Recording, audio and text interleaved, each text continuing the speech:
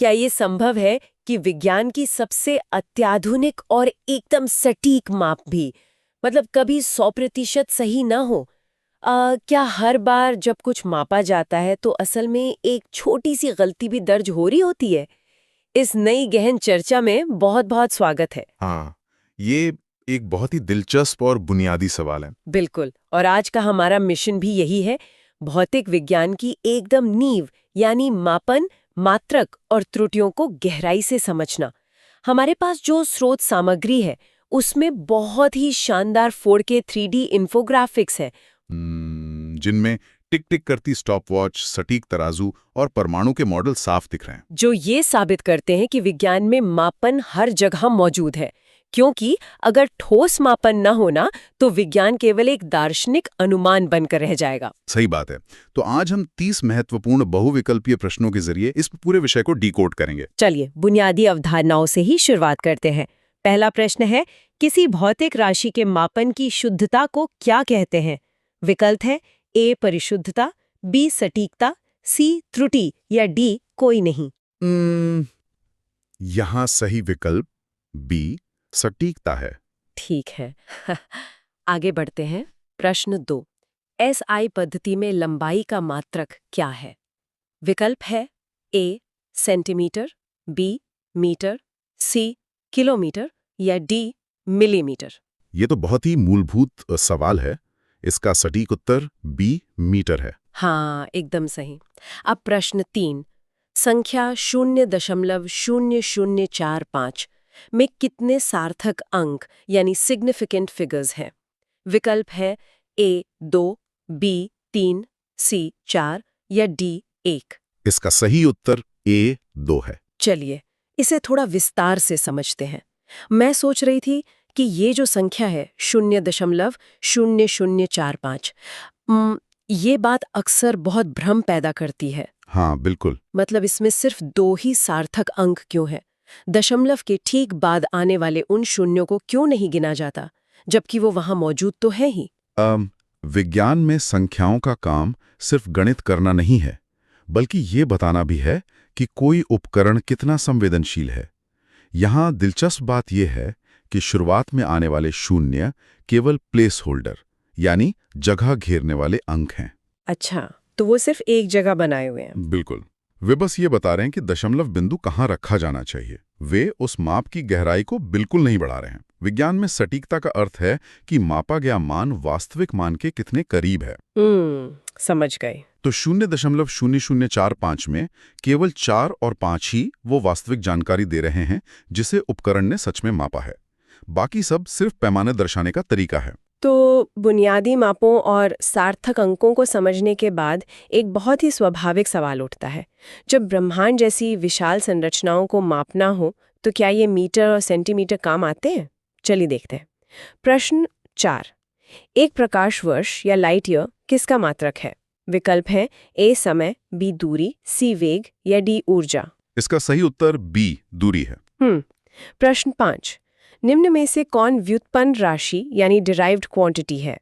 विकल्प है ए द्रव्यमान, बी लंबाई, सी समय या डी बल। यहाँ सही विकल्प डी बल होगा। और प्रश्न 6, बल का एसआई मात्रक क्या है? विकल्प है A joule, B watt, C newton या डी पास्कल। इसका जवाब है सी न्यूटन। तो यहाँ एक चीज हमेशा सोचने पर मजबूर करती है।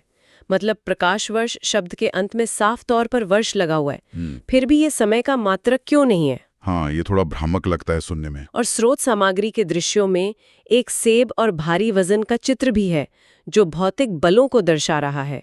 इन दोनों बातों का आपस में क्या संबंध है? अगर हम इसे एक बड़ी तस्वीर से जोड़कर देखें ना, तो ब्रह्मांड इतना विशाल है कि तारों के बीच की दूरी को मीटर या किलोमीटर में मापना बिल्कुल अव्यावहारिक है। संख्याएं बहुत ज्यादा बड़ी हो जाएंगी, राइट? एकदम सही। उन्हें लिखना ही मुश्किल हो जाएगा। इसलिए उस दूरी को मापना पड़ता है जो प्रकाश एक पूरे वर्ष में तय करता है। तो वर्ष यहाँ समय नहीं, बल्कि इसकी यात्रा की अवधि को पैमाने में बदल रहा है। ओह अच्छा, तो ये बात है। हाँ, और बल की बात करें तो ये द्रव्यमान और लंबाई जैसी मूल राशियों को मिलाकर बनता है। इसीलिए इसे एक व्युत्पन्न राशि कहा जाता है।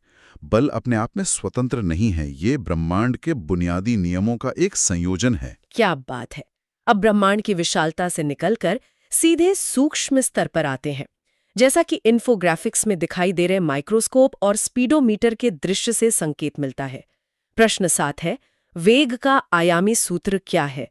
विकल्प है ए L(t-1), बी L²(t-1), सी Lt या डी L-1(t-1). इसका सही उत्तर ए Lt-1 है। ठीक है। प्रश्न 8, मापन त्रुटि को कम करने का सबसे अच्छा तरीका क्या है? विकल्प है ए एक बार मापना, बी औसत लेना, सी अनुमान लगाना या डी कोई नहीं। तो यहाँ सही विकल्प बी औसत लेना है। प्रश्न 9, 1 माइक्रोन बराबर होता है?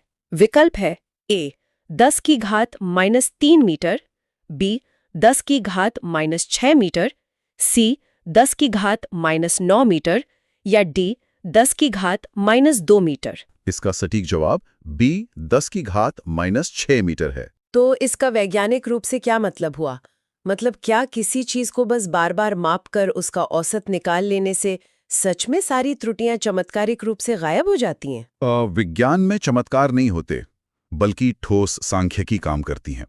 रैंडम एरर या यादृच्छिक त्रुटि को प्रबंधित करने का ये सबसे मजबूत गणितीय तरीका है। अच्छा, वो कैसे? जब किसी वस्तु को कई बार मापा जाता है तो कुछ माप वास्तविक मान से थोड़े ऊपर आते हैं और कुछ थोड़े नीचे।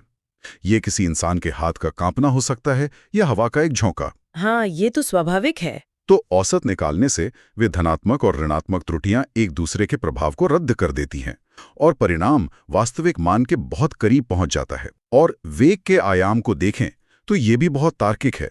ये बस ये बता रहा है कि एक निश्चित समय में कितनी लंबाई तय की गई। समय हर पल घट रहा है, इसलिए t पे -1 की घात है। बहुत खूब। माप को और भी ज्यादा सटीक बनाने के लिए उपकरणों की सीमाओं को समझना बहुत जरूरी है, जैसा कि हमारे स्रोत में मौजूद डिजिटल मीटर के दृश्य से पता चलता है। प्रश्न 10 है, सार्थक अंकों में 0 कब सार्थक होता है? विकल्प है ए हमेशा, बी कभी नहीं, सी दशमलव के बाद या डी कोई नहीं। इसका सही उत्तर सी दशमलव के बाद है। प्रश्न 11, विद्युत धारा का एसआई मात्रक क्या है? विकल्प है ए वोल्ट, बी एम्पियर, सी ओम या डी कूलॉम। इसका सही उत्तर बी एम्पियर होगा। प्रश्न 12, लीस्ट काउंट या अल्पतमांक का अर्थ क्या है? विकल्प है ए अधिकतम मान, बी न्यूनतम माप, सी त्रुटि या डी कोई नहीं। सही जवाब बी न्यूनतम माप है। यहाँ चीजें वास्तव में दिलचस्प मोड़ ले लेती हैं। मतलब एक 0 जो पहले के प्रश्न में महत्वहीन था और जिसे हमने सिर्फ प्लेस होल्डर मानकर छोड़ दिया था, वो दशमलव के बाद अचानक इतना महत्वपूर्ण कैसे हो जाता है? ये विज्ञान के सबसे महत्वपूर्ण सवालों में से एक है। दशमलव के बाद का 0 हमें सीधे तौर पर यह बताता है कि मापने वाला उपकरण कितनी गहराई तक माप सकता है। जिसे हम लीस्ट काउंट कहते हैं। बिल्कुल। वही उस उपकरण का न्यूनतम माप है। कागज पर 5 और 5.00 में गणितीय रूप से कोई अंतर नहीं दिखता। हाँ, बात तो एक ही लगती है। लेकिन एक भौतिकी प्रयोगशाला में 5.00 का मतलब है कि उपयोग किया जा रहा डिजिटल मीटर 100वें हिस्से तक बिल्कुल सटीक है। वो 0 ये चिल्ला चिल्ला कर कह रहा है कि मैंने जांच की है और 100वें हिस्से पर भी कुछ नहीं है। यह 0 उपकरण की उच्च क्षमता का प्रमाण है। समझ गई। अब इसी लीस्ट काउंट के सिद्धांत को असली दुनिया के उपकरणों पर लागू करके देखते हैं। स्रोत सामग्री में वर्नियर कैलिपर्स और स्क्रू गेज के बहुत ही शानदार 3D चित्र दिए गए हैं। प्रश्न 13 है, वर्नियर कैलिपर्स का लीस्ट काउंट लगभग होता है। विकल्प हैं ए 0.1 सेंटीमीटर, बी 0.01 सेंटीमीटर, सी 0.001 सेंटीमीटर या डी 1 सेंटीमीटर। इसका सही उत्तर है बी 0.01 सेंटीमीटर। प्रश्न 14, स्क्रू गेज का लीस्ट काउंट लगभग होता है। विकल्प है ए 0.01 मिलीमीटर, बी 0.1 मिलीमीटर, सी 1 मिलीमीटर या डी 0.001 मिलीमीटर। यहाँ सही विकल्प ए 0.01 मिलीमीटर है। ठीक है। प्रश्न 15, बल का आयामी सूत्र क्या है? विकल्प है ए mlt-2, बी ml²t-2, सी mlt-1 या डी m-1lt-2। सटीक उत्तर AML-T-2 है। अब एक सवाल मेरे दिमाग में आ रहा है। अगर प्रयोगशाला में किसी बहुत ही बारीक चीज जैसे इंसान के बाल या कागज की मोटाई नापनी हो, तो इन दोनों उपकरणों में से ज्यादा बेहतर कौन सा रहेगा और क्यों? निश्चित रूप से स्क्रू गेज अधिक उपयुक्त रहेगा। ऐसा क्यों? अगर ध्यान दिया जाए तो स्क्रू गेज 0.01 मिलीमीटर तक नाप सकता है, जबकि वर्नियर कैलिपर्स 0.01 सेंटीमीटर तक ही जा सकता है। मिलीमीटर पहले से ही सेंटीमीटर का 10वां हिस्सा होता है। ओ हाँ, ये तो है। इसलिए स्क्रू गेज कहीं अधिक सूक्ष्म और गहरी माप देता है। विज्ञान में हर उपकरण की अपनी एक विशेष जगह है। और जहां तक बल के आयामी सूत्र की बात है, तो ये सीधे तौर पर द्रव्यमान और त्वरण का गुणनफल है। हर उपकरण और सूत्र के पीछे ऐसा ही गणितीय संबंध होता है। लेकिन उपकरण चाहे जितने भी अच्छे और महंगे क्यों ना हो, थोड़ी बहुत त्रुटि तो हो ही जाती है, राइट? अगला हिस्सा हमें इसी दिशा में ले जाता है। प्रश्न 16, सटीकता और परिशुद्धता किससे संबंधित है? विकल्प है ए मापन, बी मात्रक, सी बल या डी समय। सही उत्तर ए मापन है। प्रश्न 17, निरपेक्ष त्रुटि या एब्सोल्यूट एरर क्या है? विकल्प है ए वास्तविक मान माइनस मापा गया मान, बी मापा गया मान बटा वास्तविक मान, सी योग या डी कोई नहीं। इसका सही उत्तर ए वास्तविक मान माइनस मापा गया मान है। और प्रश्न 18, सापेक्ष त्रुटि या रिलेटिव एरर क्या है? विकल्प है ए निरपेक्ष त्रुटि बटा वास्तविक मान, बी निरपेक्ष त्रुटि गुणा वास्तविक मान, सी योग या डी कोई नहीं। यहाँ जवाब है ए निरपेक्ष त्रुटि बटा वास्तविक मान। यहाँ स्रोत सामग्री में दिया गया डार्ट बोर्ड यानी तीर निशाना का चित्र बहुत ही शानदार एनालॉजी प्रस्तुत करता है। मतलब सटीकता का मतलब है तीर का एकदम सीधे बीच में यानी बुलाए पे लगना, लेकिन परिशुद्धता का मतलब है कि सारे तीर एक ही जगह पर लगें, भले ही वे केंद्र से बाहर किसी कोने में क्यों ना हो। हाँ, ये बहुत ही सटीक अवलोकन है। यही वजह है कि त्रुटियों को समझना इतना जरूरी है। जब त्रुटियों को मापा जाता है तो निरपेक्ष त्रुटि केवल यह बताती है कि कोई लक्ष्य से कितने सेंटीमीटर या ग्राम दूर है। मतलब ये एक सीधी संख्या है। बिल्कुल, लेकिन सापेक्ष त्रुटि अधिक गहरा संदर्भ देती है। यह देखती है कि कुल वास्तविक मान की तुलना में वह गलती कितनी बड़ी है। समझ रही हूँ। जैसे 1000 किलोमीटर में 1 मीटर की गलती शायद मायने ना रखें, लेकिन 2 मीटर के कमरे में 1 मीटर की गलती एक बहुत बड़ी आपदा है। त्रुटि को मापना भी अपने आप में कला है। बिल्कुल सही कहा। अब सापेक्ष त्रुटि को समझ लेने के बाद ये देखना दिलचस्प होगा कि विज्ञान में इसे व्यक्त कैसे किया जाता है।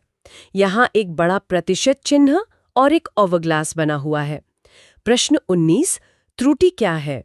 विकल्प है ए सापेक्ष त्रुटि गुणा 100, बी निरपेक्ष त्रुटि गुणा 100, सी वास्तविक मान गुणा 100 या डी कोई नहीं। सही उत्तर ए सापेक्ष त्रुटि गुणा 100 है। प्रश्न 20, 1 एंगस्ट्रॉम बराबर है? विकल्प है ए 10⁻⁻10 मीटर, बी 10⁻⁻9 मीटर, सी 10⁻⁻6 मीटर या डी 10⁻⁻3 मीटर। इसका सटीक उत्तर ए 10⁻⁻10 मीटर है। प्रश्न 21, समय का ऐसा मात्रक क्या है? विकल्प है ए मिनट, बी घंटा, सी सेकंड या डी दिन। जवाब है सी सेकंड। यहाँ एक बात जो सोचने पर मजबूर करती है, त्रुटि को प्रतिशत में ही क्यों बदला जाता है? मतलब क्या सापेक्ष त्रुटि ही अपने आप में काफी जानकारी नहीं दे रही थी? अगर इसे मानव मनोविज्ञान और विज्ञान के संचार से जोड़ा जाए ना, तो इंसान का दिमाग प्रतिशत को बहुत आसानी से समझता है। हाँ, ये तो है। हम रोजमर्रा की जिंदगी में भी प्रतिशत ही इस्तेमाल करते हैं। बिल्कुल।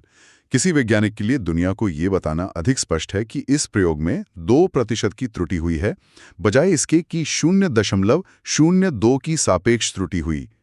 प्रतिशत एक सार्वभौमिक भाषा है। और एंगस्ट्रॉम के बारे में क्या कहेंगे? जहां तक एक एंगस्ट्रॉम की बात है, वह 10⁻⁻10 मीटर है। यह परमाणु के आकार को मापने का पैमाना है। यह इतना सूक्ष्म है कि इस स्तर पर अगर एक छोटे से प्रतिशत की भी त्रुटि हो जाए तो पूरे परमाणु का व्यवहार बदल सकता है। इसीलिए त्रुटि का प्रतिशत जानना बहुत महत्वपूर्ण है। सूक्ष्म दूरियों से अब वापस भौतिक राशियों की मूल नींव पर आते हैं।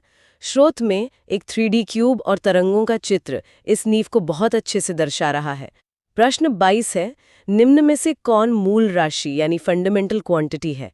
विकल्प है ए वेग, बी बल, सी समय या डी ऊर्जा। सही विकल्प सी समय है। प्रश्न 23, ऊर्जा का आयामी सूत्र क्या है?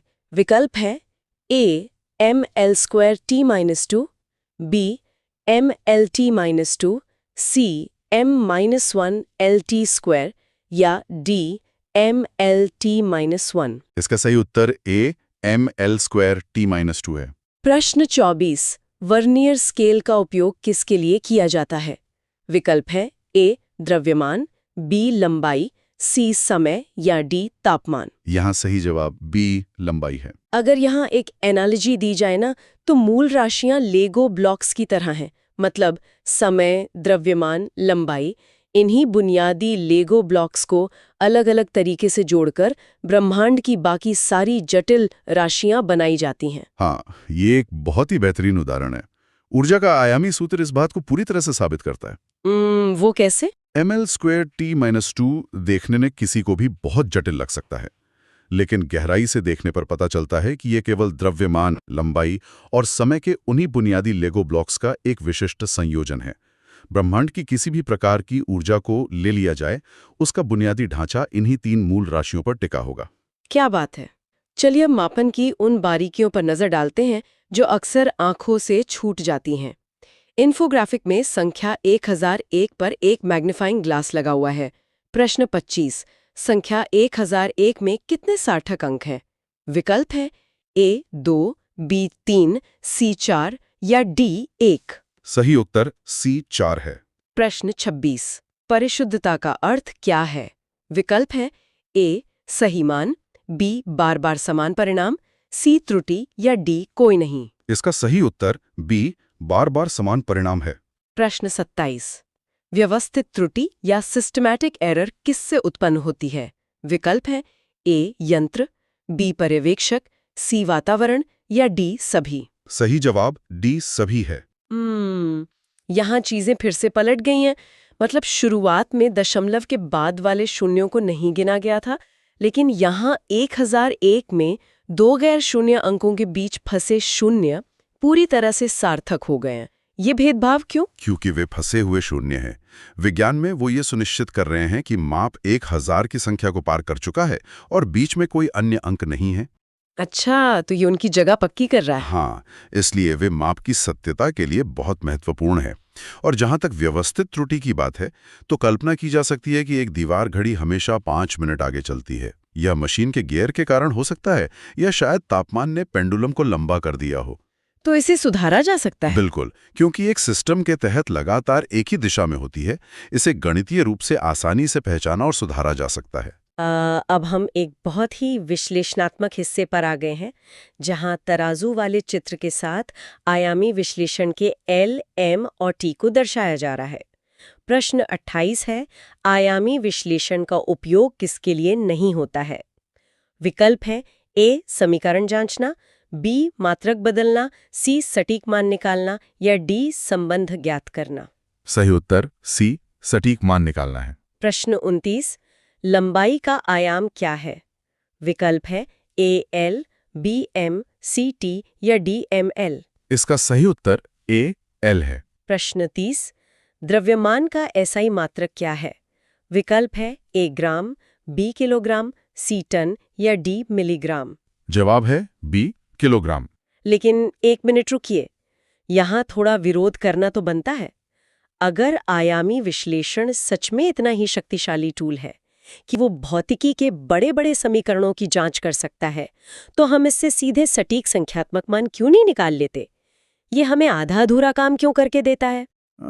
ये बहुत ही विचारणीय बिंदु है।